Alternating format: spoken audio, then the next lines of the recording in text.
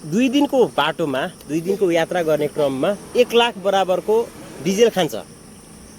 2 दिनमा 2 दिन विदिन 2 दिन 1 लाख बराबरको डिजेल खान्छ भने तपाईको उले कमाउने ट्रकले महिनामा कमाउने बचाउने भनेको 1 लाख रुपैयाँ बच्छ।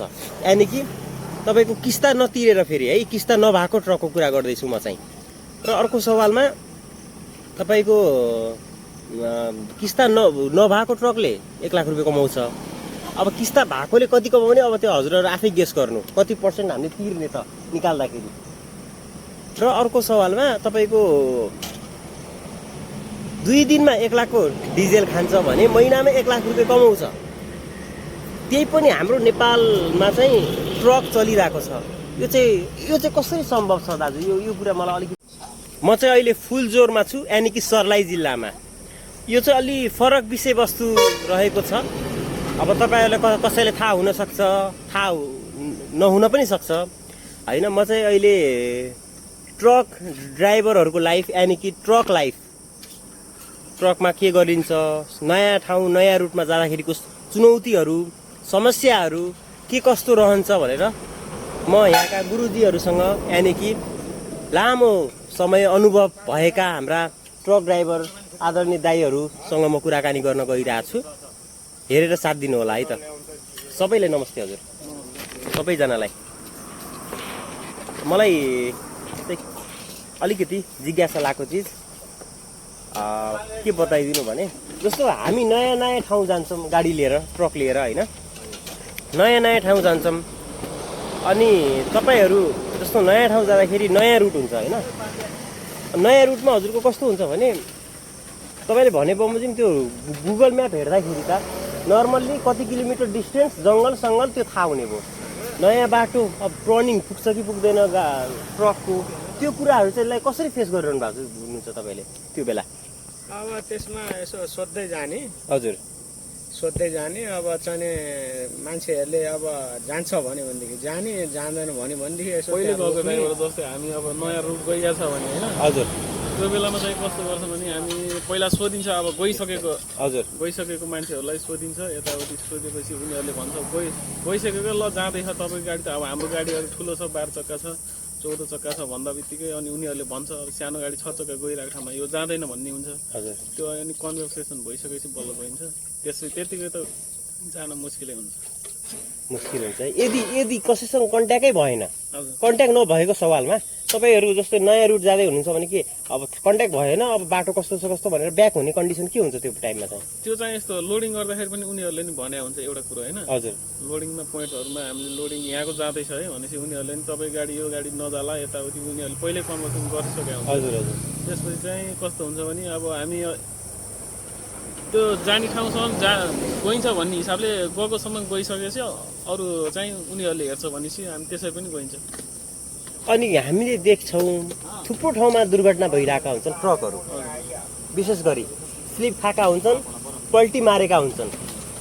अब त्यो सवालमा चाहिँ कसलाई पो दुर्घटना गराउन मन लाग्छ होला र स्वयं ड्राइभर आफू स्वयं हुँ स्टेरिङमै हुनुहुन्छ कतिको डेथै भाउँछ अन द स्पोट हैन। तर कस्तो भनेपछि अलि सहज तरिकाले नचला हो कि लापरवाही गरेको हो कि तपाईँ एज अ ड्राइभर भएर म तपाईँलाई यो सवाल गर्दैछु के गर्दाखेरि बेस होला? आम ड्राइभर जसले ड्राइभिङ गरिरहनु भएको छ अहिले पनि नेपालमा ट्रक चलाइरहनु भएको छ उहाँहरूलाई चाहिँ तपाईँहरू के भन्न चाहनुहुन्छ? त्यो भनेको यस्तो ड्राइभरको लापरवाही पनि हुन्छ एक ठाउँमा चाहिँ गाडीको कन्डिसन र बाटोको रोडको कन्डिसनको पनि हुन्छ। हजुर अब बाटोको अब कोही चाहिँ बाटो साँगुरो भएर कोही टर्निङ नपुगेर कोही गाडीले अब त्यो धोका दिने खाले हुन्छ कोही गाडीले चाहिँ अब त्यही त हो गाडीको सबै ठाउँमा एउटै हुँदैन। अब गाडी कहिले बिग्रिया हुन्छ कहिले कस्तो कन्डिसन हुन्छ त्यो कारणले हुन्छ। तपाईहरुलाई एउटा अचम्म लाग्दो कुरा सुनाउँछु। अब कसैले थाहा पनि होला कसैले थाहा नहुन पनि सक्छ। मैले चाहिँ भर्खर सुने हैन अब मलाई चाहिँ यो ट्रक लाइनको मलाई त्यति नलेज थिएन। म दाइहरुकै मुखबाट सुने भर्खरै 2 दिनको बाटोमा 2 दिनको यात्रा गर्ने क्रममा 1 लाख बराबरको डिजेल खान्छ। 2 दिनमा 2 दिन विदिन 2 दिन 1 लाख बराबरको डिजेल खान्छ भने तपाईको उले कमाउने ट्रकले महिनामा कमाउने बचाउने भनेको 1 लाख रुपैयाँ बच्छ। यानी कि तपाईको किस्ता नतिरेर फेरि है किस्ता नभएको ट्रकको कुरा गर्दैछु म चाहिँ। र अर्को सवालमा तपाईँको किस्ता नभएको ट्रकले 1 लाख रुपियाँ कमाउँछ। अब किस्ता भएकोले कति कमाउने अब त्यो हजुरहरू आफै गेस गर्नु कति पर्सेन्ट हामीले तिर्ने त निकाल्दाखेरि। र अर्को सवालमा तपाईँको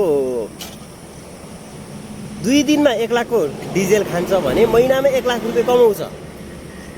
त्यही पनि हाम्रो नेपालमा चाहिँ ट्रक चलिरहेको छ।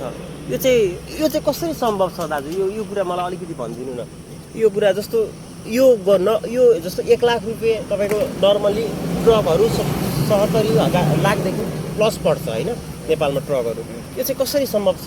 यो कसरी? यो त रिस्कको पेसा होइन र रिक्सै लिएर गरे होइन र दाजु? अब रिक्स नलिकन त अब केही हुँदैन हेर्नुहोस्। हजुर अब केही न केही त रिक्स लिनै पर्छ। हजुर अब रिक्स लिएर चाहिँ अब बिस्तारै गर्दा अब त किस्ता सिद्धियो भनेदेखि तपाईँको चाहिँ भोलिको दिनमा गाडी फाइनल भयो भनेदेखि गाडीले चाहिँ त्यो बचाउँछ भन्ने हिसाबको हुन्छ कि। हजुर त्यही भएर 20 चाहिँ वर्षको गाडीको यो बाटोको लागि रोड पर्मिट पा हुन्छ होइन, 20 वर्षको लागि गरा हुन्छ। त्यो मध्येमा अब 5 वर्ष 8 वर्षभित्रमा अब तिरेर सक्यो भने त्यो बाँकी रहेको टाइम हुन्छ नि त्यो चाहिँ आफूले कमाएर राख्नु पाइने त्यो हिसाबले यो गाडी किनेर चलाउँछ मान्छेले।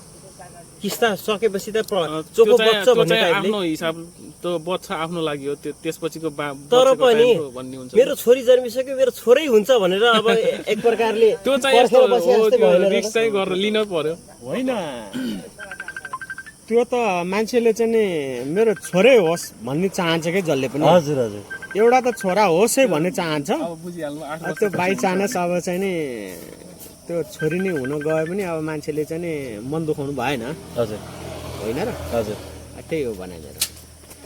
र तपाईँहरूलाई यो भिडियो कस्तो लाग्यो आफ्नो जिज्ञासा चाहिँ राख्नु होला होइन। कहाँबाट हेर्दै हुनुहुन्छ, नेपालभित्र भए कुन जिल्ला र नेपाल बाहिर भए कुन देशबाट हेर्दै हुनुहुन्छ, कृपया कमेन्ट गरिदिनु होला। हजुरको भाइ हजुरको भतिजो अहिले सर्लाही जिल्लामा आइसक्यो। अनि यति भन्दै मेरो नयाँ अपडेटहरू हेर्न नभुल्नु होला। हस् त, जय नेपाल।